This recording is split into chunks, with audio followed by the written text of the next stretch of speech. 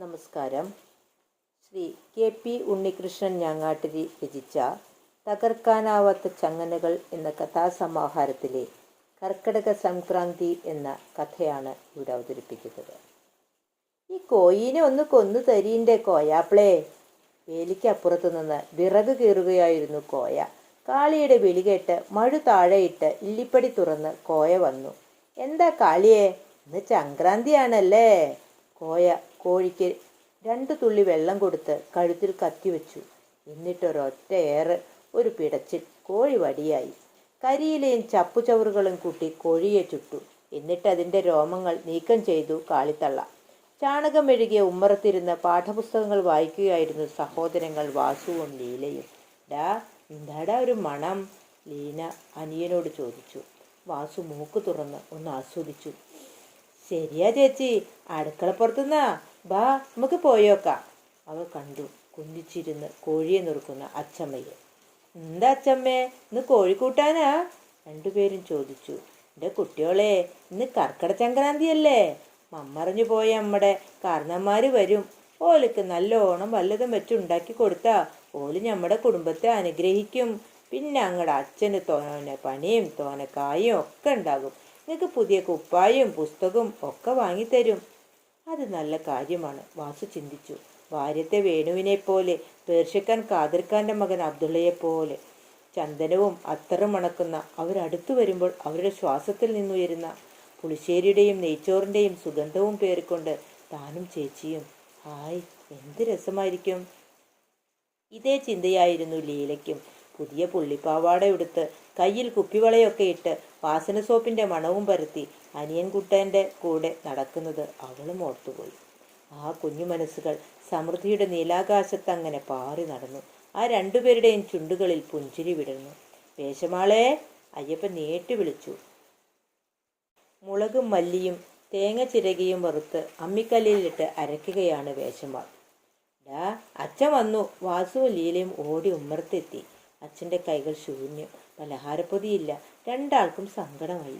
കുഞ്ഞു കണ്ണുകൾ നിറയുന്നു. എന്നാ മക്കളെ, അയ്യപ്പൻ മടിയിൽ നിന്നും 2 മിഠായി എടുത്ത് നീട്ടി. ഇന്ന് നമുക്ക് സംക്രാന്തിയാ, മേം ചോറുണ്ട് കിടക്കാം.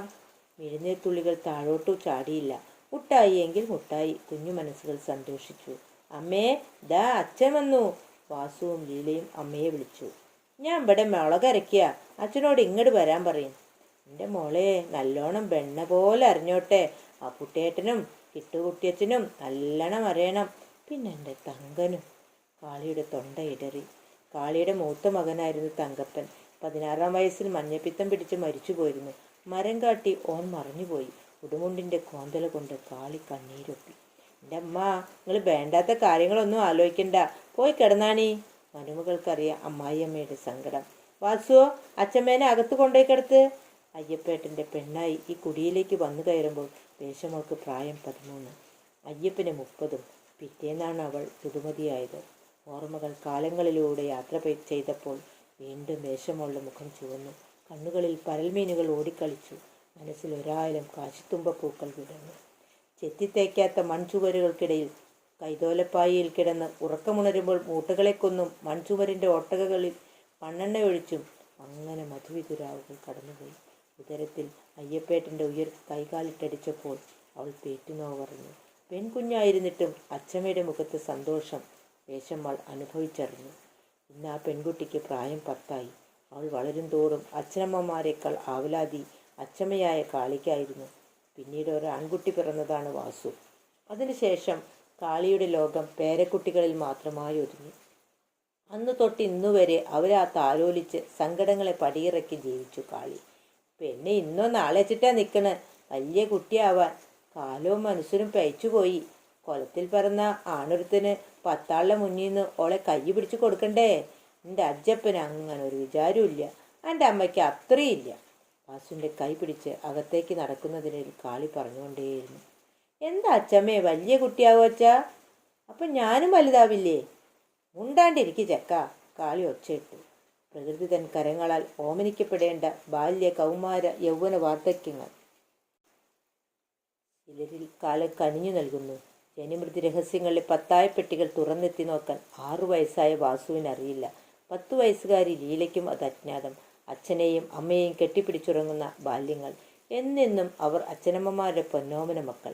പഠിക്കാനും കളിക്കാനും തിന്നാനും കുളിക്കാനും അവർ പറയണം. അയ്യപ്പൻ കുളി കഴിഞ്ഞെത്തി. അപ്പോഴേക്കും വേശമ്മാൾ നിലവിളക്ക് കൊളുത്തി. ഭക്ഷണ പദാർത്ഥങ്ങൾ വെവ്വേറെ കിണ്ണങ്ങളിൽ വിളമ്പി. നിലവിളക്കിന് താഴെ ഓട്ടുകിണ്ടിയിൽ വെള്ളവും വെച്ചു. നാക്കിലകൾ നിരത്തിവെച്ച് അതിനടിയിൽ ഒരു ഇലത്തുണ്ട് വേറെയും വെച്ച് അതിൽ അരിയും പുഷ്പങ്ങളും വച്ചു. ഭക്ഷണപദാർത്ഥങ്ങൾ ഓരോന്നായി ഇലകളിൽ വിളമ്പി അയ്യപ്പൻ. പാടം കയറി മുക്കൂട്ട് ഇടവഴിയിലെത്തിയ പരേതപ്പട. പോയി 3 കൂക്കും. കൂവി പല വഴിക്ക് പിരിഞ്ഞു. പരേതരിൽ മൂത്തയാൾ അപ്പുകുട്ടിയേട്ടൻ പറഞ്ഞു, ഓരോരുത്തരും അവനവൻ്റെ കുടി പോയി മക്കളും പേരക്കുട്ടികളും തരണത് തിന്ന് ഉണ്ടാണ്ട പോരണട്ടോ. നമുക്ക് പിന്നാലെ ഓലും വരേണ്ടതല്ലേ. എന്നാ മക്കളെ അച്ഛമ്മയെ വിളിച്ച് അരിയും പൂവും ഇടാൻ പറയേ, അയ്യപ്പൻ പറഞ്ഞു. കാളി അരിയും പുഷ്പങ്ങളും ഇട്ട് തൊഴുത് മാറി നിന്നു.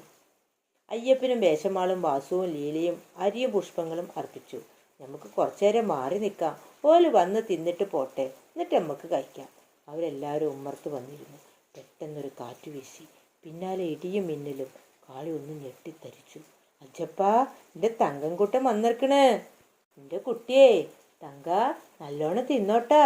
കാളിയുടെ കണ്ണിൽ നിന്നും കണ്ണീർ ധാരയായി പ്രവഹിച്ചു. അവരൊന്ന് എണീറ്റ് നിന്നു. പിന്നെ ഒന്ന് വിറച്ചു. കെട്ടിവെച്ച മുടി അഴിച്ചിട്ടു.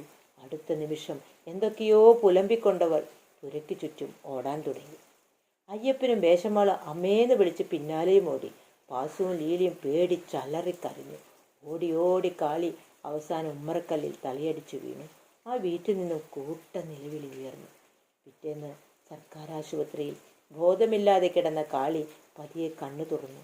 അവർ അയ്യപ്പനെ കണ്ണുകൾ കൊണ്ട് അടുത്തേക്ക് വിളിച്ചു. അടുത്ത കൊല്ലം അജ്ജപ്പ സംക്രാന്തിക്ക് ഇക്കൊരില വെച്ചോട്ടോ. പിറയാർന്ന ശബ്ദത്തിൽ പറഞ്ഞവസാനിപ്പിച്ചതും കാളിയുടെ കണ്ണുകൾ അടഞ്ഞു. എന്നേക്കുമായി മുക്കിയിട്ടിട വഴിയിൽ അപ്പുകുട്ടേട്ടനെയും തങ്കപ്പനെയും നിൽക്കുകയായിരുന്നു മറ്റു പരേതർ. ഉറക്കെ ചിരിച്ചുകൊണ്ട് അവരും വന്നു. എല്ലാവരും ഒത്തുകൂടി. ഓരോരുത്തരും അവരവരുടെ വീട്ടിലെ വിശേഷങ്ങൾ പങ്കുവച്ചു.